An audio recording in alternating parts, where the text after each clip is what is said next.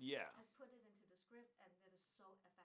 Well, I mean, the script that I got from Beck and Woods was one of the best ideas I've ever heard in my life. You know, this idea of a family that needs to stay quiet and you have to figure out why is one of the best one-liners ever. And they really had so many of these scenes in there, from, you know, Emily in the bathtub to, you know, the kids in the corn, things like that. But what I wanted to do is just keep going, keep fleshing out the ideas. And so for me, we had actually just had our second daughter only weeks before I read the original script.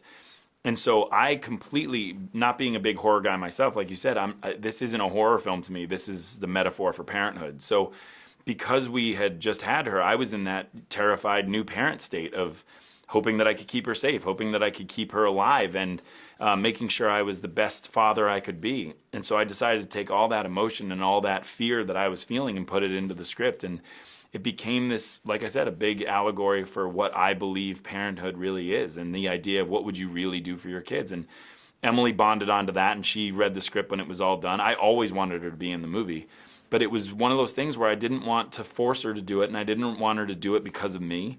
I wanted her to do it for herself, and she had actually recommended a bunch of actresses from the pitch I gave her. And she said, yeah, here's some people that would be great in it. And then she said, can I read the script? And when she read the script, she said, stop, you can't let anybody else do it. And I thought, that's the best compliment you can get.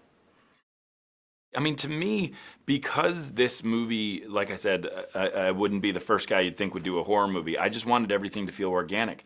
And so the movie's scary because you worry about the family. The sound is amazing because it's just organic about what would you do if you could turn everything off and just listen? I mean, we don't do that anymore. We're always on our phones and things. And so this was this great opportunity to have the crew and the cast stop, be quiet, hear what it really sounds like in the forest, what it really sounds like in an old house.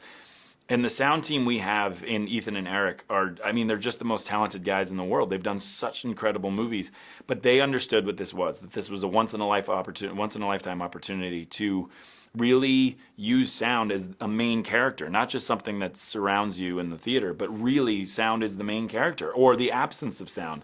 And to be able to pull sound out of a movie. And, you know, one of my favorite compliments of the movie is we were doing a test screening, and they asked, does anybody have anything they want to say about the movie? And this guy raised his hand, shaking his hand, and he said, I want to tell you that I snuck a bag of Skittles into this movie, and I spent 90 minutes like this. I couldn't open the bag. And I thought, that's the best compliment you can get.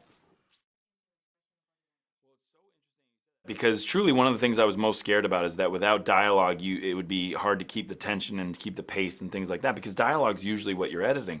And for this, you know, just like the movie, you find out that the thing you're most scared of is actually your biggest superpower. And so after day 1 or 2, you realize that the performances that everybody was giving, especially Emily, but also the kids, these kids were emoting and giving such powerful performances without words. I thought, wow, we actually have something magic here. This is something very special. And so weirdly, it was almost more fun to act without words than it was with words, because you just really have to think about everything and commit a lot more strongly, I think, to the story, because you don't have the ease of telling people what the story is. You have to show them.